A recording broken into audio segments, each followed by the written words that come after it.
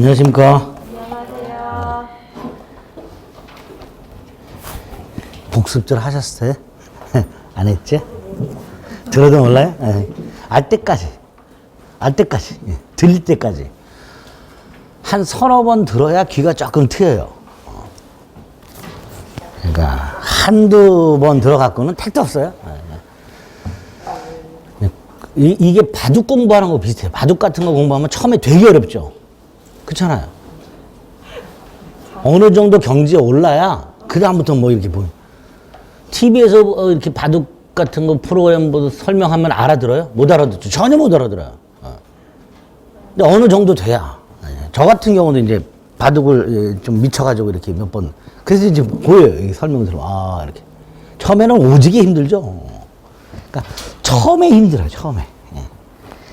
그러니까 꿋꿋하게 계속 시간 날 때마다 들어주셔야 돼요. 그래야 남들보다 빨리 민법을 손에 잡을 수 있습니다. 귀찮다고 자꾸 아유 들어도 모르는데 아유, 나중에 듣지 뭐 이렇게 미루다 보면 내년 5, 6월 달쯤 됐을 때 2차 포기 이렇게 돼요. 그럼 안 돼요. 올해 합격생이 딱 절반이 동차고요. 나머지 절반이 작년에 1차 붙은 분들이에요. 그러니까 이 시험이 추세가 2년으로 가고 있어요. 2년으로. 근데 아직도 절반은 1년 만에 붙는단 말이죠. 우린 그렇게 해야 되죠. 그러려면 지금 미리 시간이 있을 때 민법을 시간 날 때마다 자꾸 들어주셔야 됩니다. 그러면 이제 2차도 좀 쉬워져요. 민법이 좀 어느 정도 잡히면 2차 과목은 거의 껌이 돼요. 껌. 중개사법 뭐 이런 거, 공시법 이런 거. 껌 됩니다. 자, 오늘 담보물권 할 차례죠. 221페이지네요. 우리는 민법이라는 과목을 보고 있고 그 중에 총칙 부분을 봤습니다. 총칙 부분은 뭐에 관한 내용이었죠? 매매계약과 같은 법률 행위가 유효하려면 어떤 요건이 필요한가? 요거에 관한 거였죠. 그죠?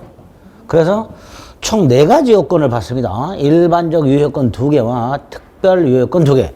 일반적 유효요건 2개가 목적 요건이 하나 있었죠. 확정성, 가능성, 적법성, 사회적 타당성을 갖출 것. 그러죠. 그 다음에 의사표시의 필수구상, 법률행위의 필수구상 요소가 의사표시였죠. 자, 의사표시는 의사하고 표시가 일치하고요. 하자. 사기강박이라고 그랬죠. 그게 없어야 된다 그랬죠. 그래서 만약에 의사표시가 불일치하거나 하자가 있으면 어떻게 할까? 해서 4가지. 비진리 표시, 허위 표시, 착오, 사기강박. 그런 거 있습니다. 그 다음에 자신이 직접 계약을 하지 않고 대리인을 통해서 계약을 하는 경우에는 대리인에게 대리권이 있고 대리행위가 있어야 되죠. 만약에 대리권이 없이 대리행위를 했다. 그럼 무권대리라고 해서 무효였었죠. 거기서 이제 유동적 무효라는 개념이 하나 나왔었고요. 복대리가 있었죠.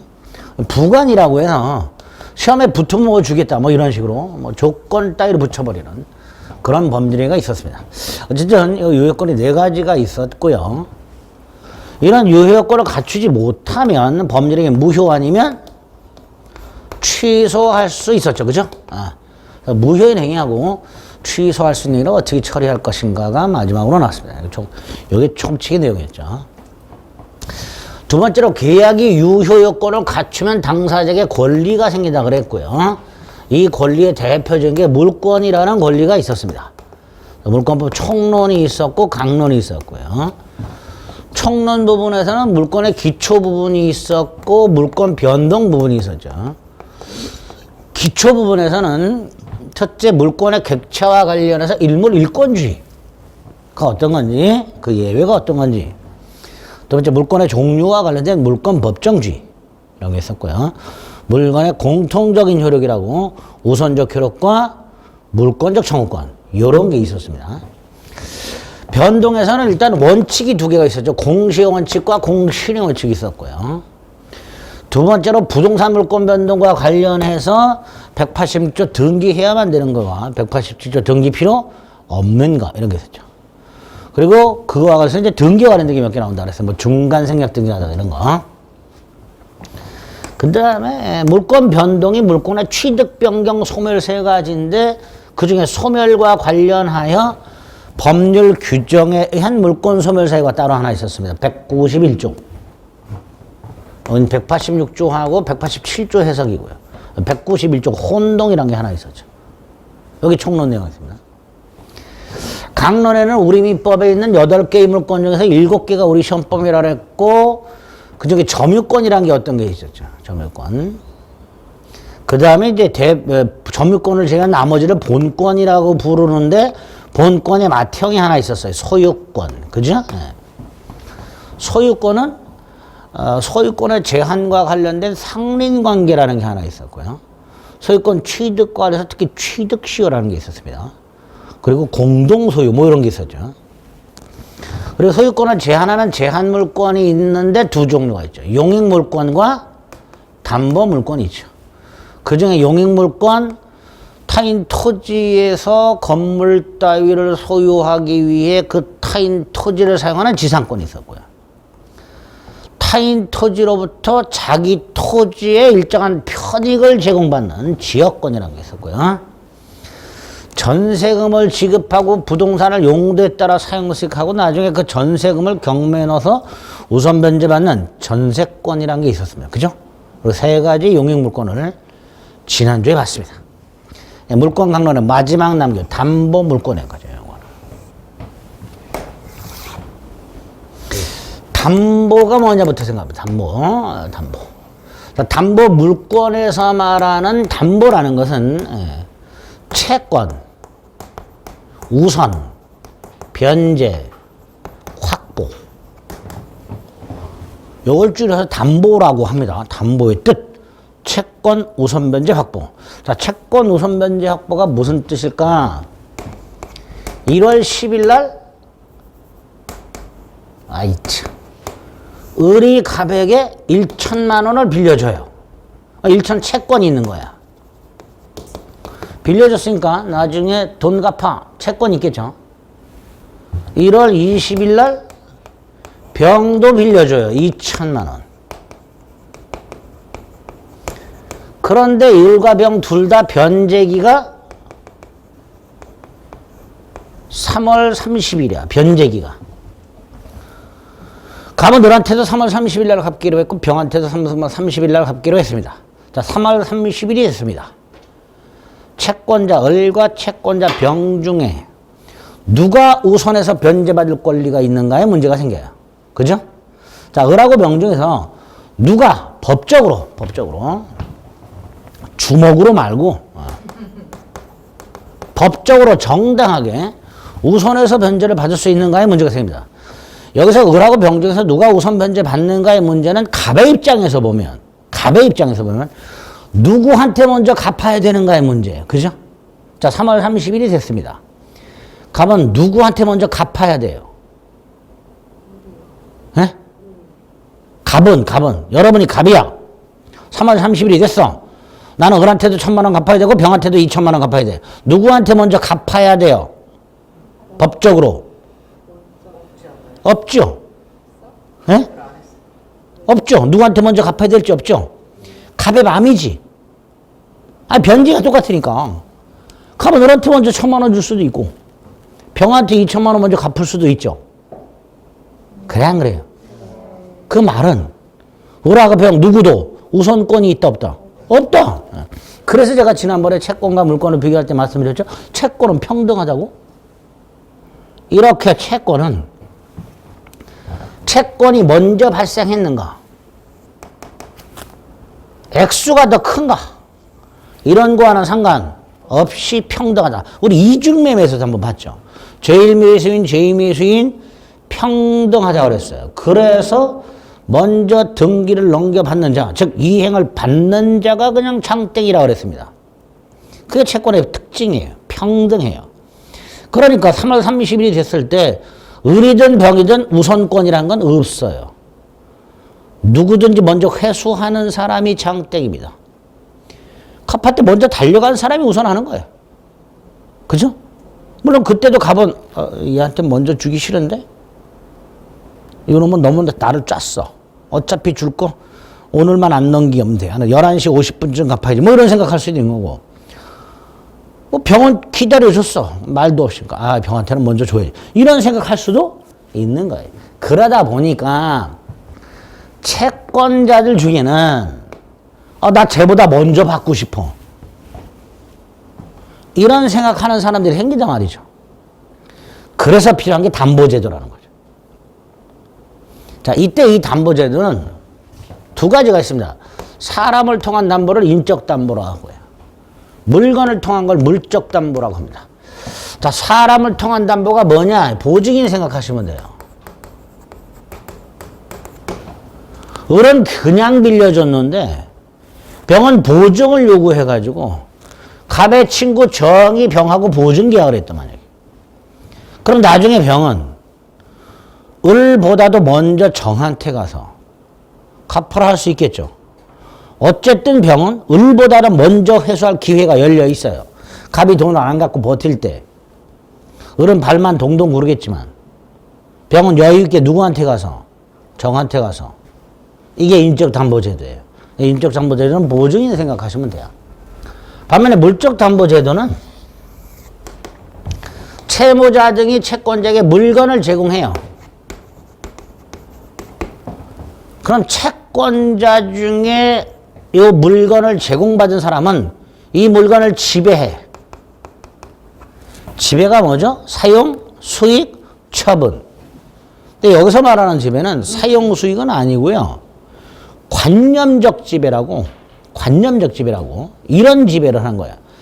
갑 저 자식이 돈을 갚지 않으면 물건을 경매 넣어서 을보다 먼저 회수해야 되겠다. 이런 생각을 하는 걸 말합니다. 어쨌든 그렇게 하고 있다가 실제로 갑이 돈을 갚지 않으면 물건을 경매를 넣어서 그 경매 대가로부터 다른 채권자보다 먼저 배상합니다. 먼저. 요거를 담보물권이라고, 요거를 담보물권이라고 하게 됩니다. 채무자 등이 제공한 물건의 경매 대가로부터 다른 채권자보다 자신의 채권을 먼저 변제받는 권리, 요거를 담보물권이다. 어렵지 않죠? 자, 그런데 이 담보물권이 민법상으로는 이렇게 경매를 넣어서 우선 변제받는 걸 본질로 합니다. 그런데 이 경매 넣고 우선 변제받는 게 시간도 오래 걸리고요.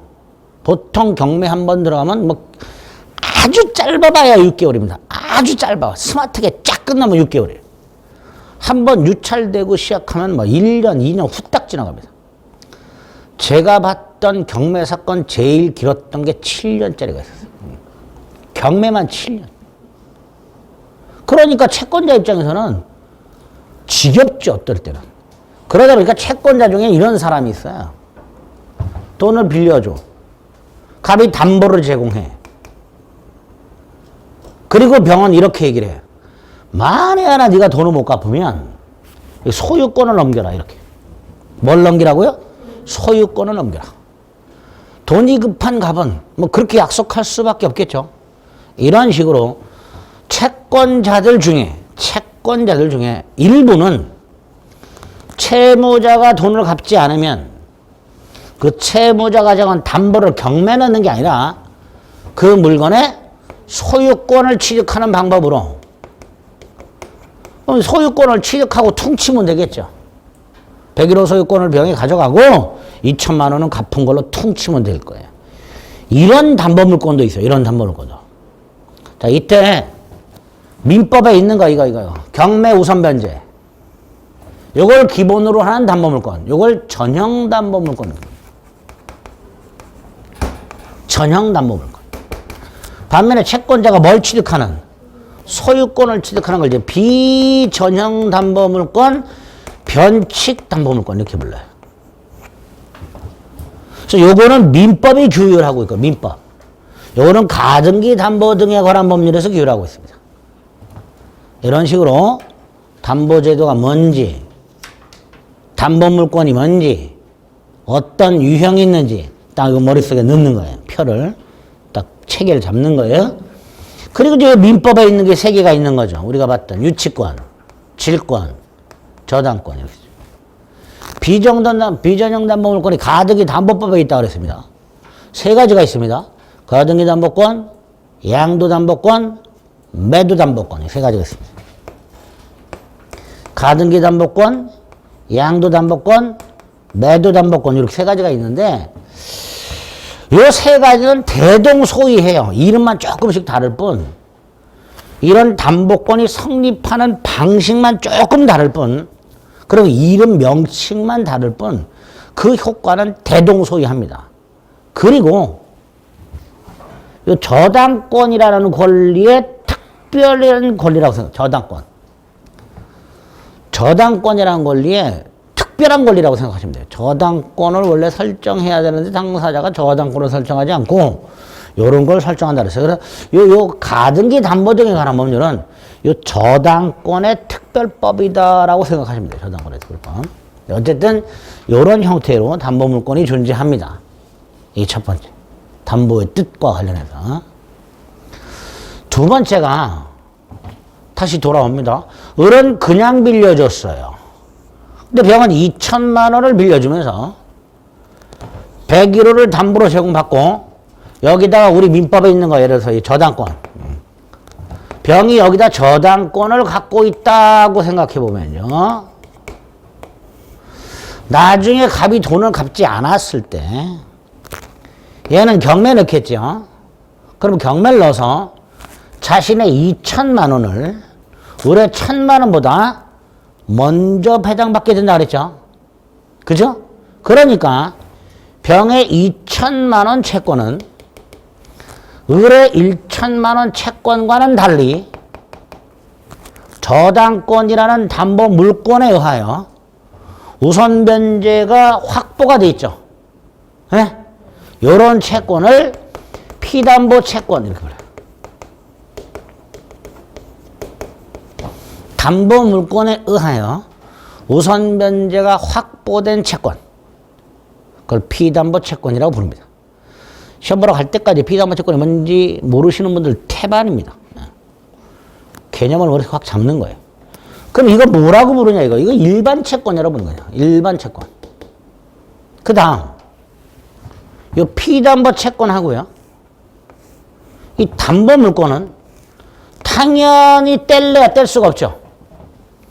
생각해 보세요. 병이 이 101호에 저당권을 갖고 있는 이유 요거 때문에 갖고 있는 거죠.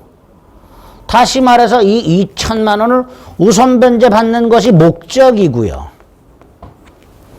저당권이 그 수단이 되는 거예요. 그죠? 자, 한 사람이 두 개 이상의 권리를 갖고 있는데 하나의 권리가 목적이고 또 하나의 권리가 수단일 때 그 두 놈은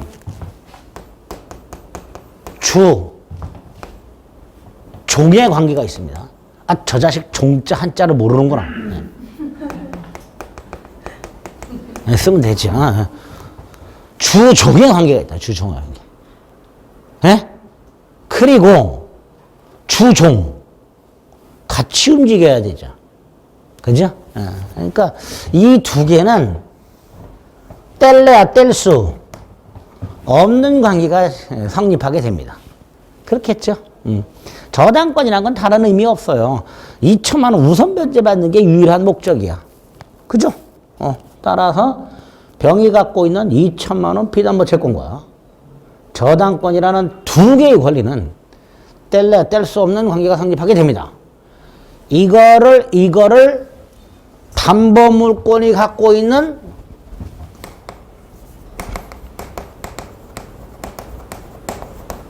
통일성 이렇게 불러요. 담보물권과 피담보 채권의 관계. 담보물권이라는 놈이 이런 놈들이 공통적으로 가지고 있는 성질. 피담보 채권과의 관계. 이걸 담보물권의 통일성 이렇게 부릅니다. 네 가지가 있습니다. 첫째, 부종성. 두 번째, 수반성. 세 번째, 불가분성. 네 번째, 물상, 대위성. 이렇게. 만만치 않죠, 단어들이. 그죠? 이런 말 평생 가야 써보지도 않죠. 부종성이란 말은 어디서, 부종? 몸이 띵띵 붓는 거? 그런 거 아니죠. 수반? 수반. 제일 황당한 게 물상, 대위죠. 그죠? 어쨌든 이런 네 가지 공통적인 성질이 있는데, 단어는 어려운데요. 내용은 겁나 쉬워요. 부종성, 채권, 소멸, 담보물권, 소멸. 이게 부종성이에요. 채권이 소멸하면 담보물권도 소멸하는 성질. 당연하죠. 채권이 있으니까 담보물권도 존재하는 건데 채권이 소멸하면 담보물권 필요 없잖아. 그게 부종성이에요. 당연한 겁니다. 그런데 조금 더 생각해 볼 거. 채권이 소멸하면 담보물권 당연히 소멸한다 그랬죠.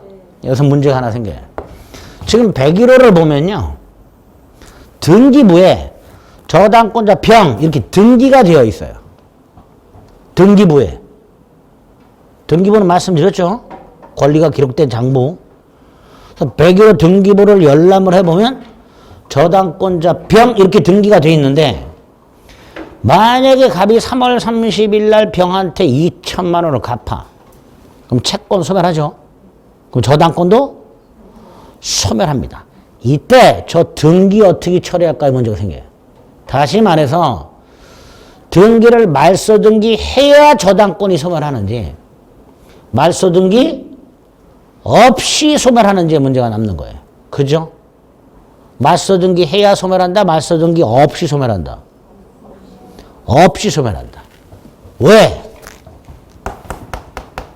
부종성 때문에. 그죠? 자, 그러면 3월 30일 날 돈을 갚았어요. 저당권 소멸했죠? 자, 등기는 4월 15일쯤 말소를 했어요. 그럼 돈을 갚은 3월 30일부터 갑이 병에게 2천만 원을 갚은 3월 30일부터 저당권자 병등기가 말소가 된 4월 15일까지 어찌됐건 등기부에는 저당권자 병이라고 등기가 되어 있겠죠. 자, 이 등기 유효, 무효? 무효죠, 당연히. 무효 등기가 생긴단 말이에요, 무효 등기가. 예? 등기부에는 여전히 병이 저당권자 병으로 되어 있지만 그 등기 자체가 무효란 말이에요. 무효 등기가 생기게 됩니다. 예? 이 무효 등기를 말소해야 되겠죠. 그죠? 근데 중간에 재활용하는 경우가 생깁니다. 그런 걸 무효 등기의 유용 이렇게 부르고 나중에 물권법 가서 또 보게 됩니다. 네? 일단 부종성 때문에 채권이 소멸하면 저당권 등 담보물권은 말소 등기 없이 소멸한다. 그거 기억해 두시면 돼요. 그죠? 그리고 마지막 예외가 있습니다. 뭐가 있다고요? 예외. 예외는 뭘까요? 채권이 소멸하면 담보물권 소멸한다 그랬잖아요. 그 예외라 그랬잖아. 그럼 뭐야?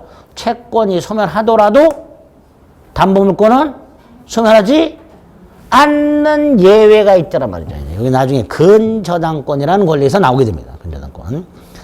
어쨌든 뭐 부종성 같은 거, 수반성 같은 게 100% 무조건인 건 아니라는 거. 무조건. 원칙이 그렇다는 거. 채권 소멸, 담보물권 소멸. 두 번째, 수반성에서 수반이란 말은요, 함께라는 뜻이에요. 무슨 뜻? 함께. 그럼 수반성은 뭐냐? 채권이 타인에게 이전되면 담보물권도 이전되는 성질을 말합니다. 이게 수반성이에요. 그러니까 만약에 변제기가 3월 30일인데 3월 초에 돈이 급하게 필요해. 3월 초에. 근데 갑으로부터 돌려받는 날짜는 아직 한 달이나 남았어. 안 되겠다. 이 채권을 팔아. 2천만 원짜리 채권을 팔아. 팔 수 있냐? 있습니다. 그게 채권 양도라는 제도예요. 채권 팔아먹을 수 있습니다. 자, 이때 병이 정에게 채권을 팔아먹었을 때 정. 일반 채권자이고 싶어요? 저당권도 넘겨받고 싶어요? 당연히 저당권도 넘겨받고 싶겠지. 그래서 채권이 이전이 되면 담보물권도 특별한 사정이 없는 한 이전된다라고 해석을 하는 거예요. 그걸 수반성이라고 하게 됩니다. 물론 이것도 언제나 그런 건 아니겠지. 언제나 그런 건. 원칙이 그렇다는 거예요. 합쳐서 부수성이라고도 합니다. 부수성. 자, 세 번째 불가부성. 갑이요, 3월 30일 날 1,800만 원을 갚았어요. 200만 원 남았죠. 그러면 병의 저당권은 101호 전체 저당권을 갖고 있었는데 10분의 9를 받았죠. 그럼 저당권은 채권 남은 거 10분의 1. 원래 101호 전체 저당권 효력이 있었는데 10분의 9를 변제받으면, 즉 채권이 10분의 1만 남으면 저당권 효력도 101호 전체가 아니라 10분의 1 여기에만 효력이 미치는가? 남은 채권만큼만. 그럴 리는 없겠죠. 병이 200만 원을 끝내 못 받으면 병은 저 101호 전체를 경매넣어야 될 거예요. 그죠? 화장실만 경매넣어. 이런 건 있을 수가 없단 말이죠. 그러니까 채권이 일부가 변제가 되고 일부가 남는다 하더라도 담보물권은 그 남은 만큼 감축되지를 않고 목적물 전체에 효력이 미치게 됩니다. 그런 걸 불가부성. 이렇게 부르게 됩니다. 물론 이것도 예외가 있어요. 근데 뭐 예외까지 생각하면 머리 깨지니까 우리는 원칙만 생각해 두는 거예요. 자, 불가부성. 채권이 일부만 남더라도 전부를 변제받을 때까지 목적물 전체 효력이 미친다. 그걸 불가분성이란다. 마지막 물상대위.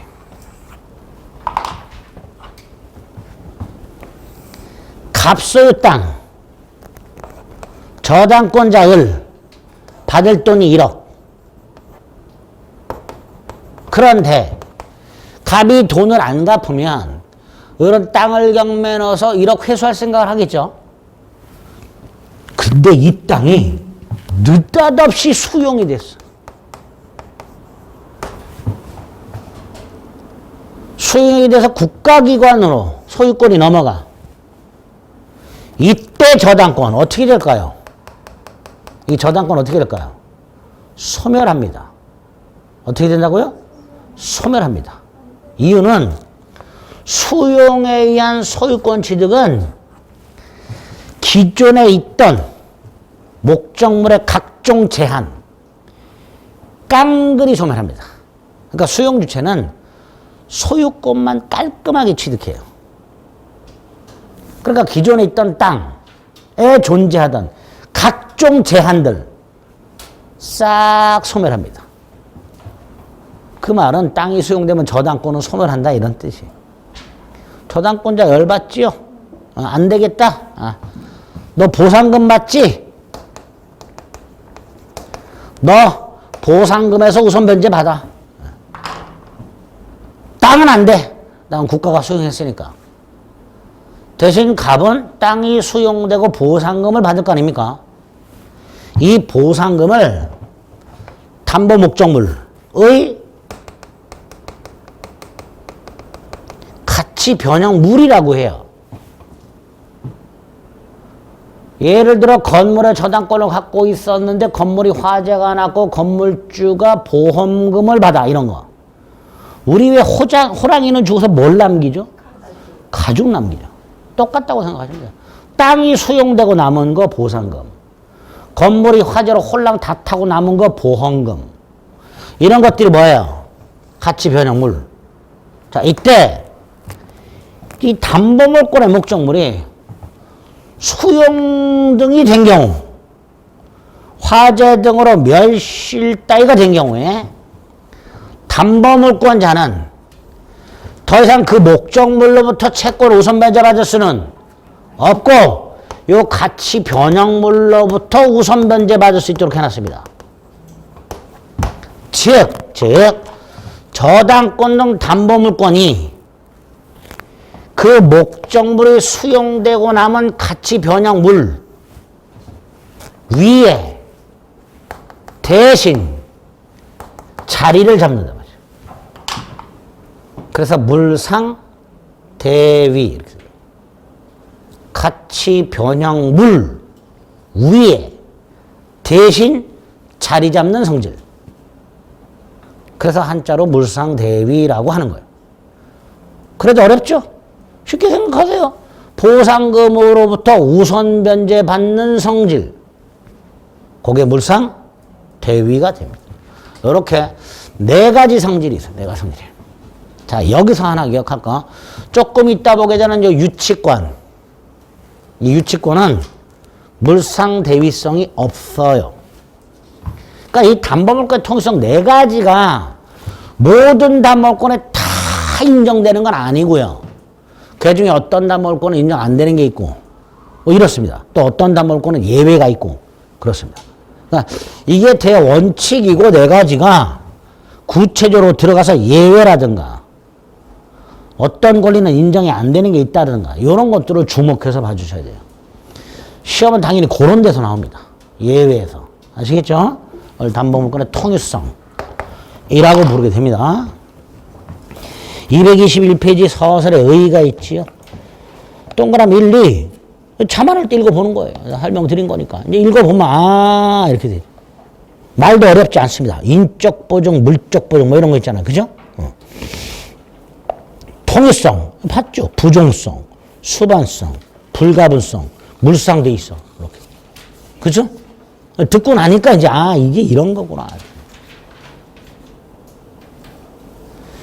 자, 이렇게 담보물권이란 게 어떤 거고, 그 다음에 담보물권과 피담보 채권과의 관계가 기본적으로 어떤 게 있는가를 머리에 딱 일단 기본적으로 딱 세우고 나서 담보물권을 하나하나 보면 됩니다. 입문 과정에서는 용익물권과 마찬가지로 개념 잡는 개념. 첫 번째로 나오는 담보물권이 유치권이라는 거. 유치권 많이 들어보셨죠? 안 들어보셨어요? 오다가 다 프랭카드 본 거 있잖아요. 프랭카드를 보거나 뭐 건물 입구에 A4 용지 떡 붙여놓고 열쇠를 잠가놓고 유치권 행사 정보 이런 거 본 적 있죠. 그죠? 아무것도 아니야. 뭐 이렇게 막 빨간 걸 사선 이렇게 그려가지고 도장 꽉 찍어가지고 그 개인이 그렇게 해놓은 개인이. 어쨌든 유치권이란 게 뭐냐? 먼저 유치가 뭐냐 도대체? 이게 뭐죠? 이거 먼저 알아야 유치가 뭔지.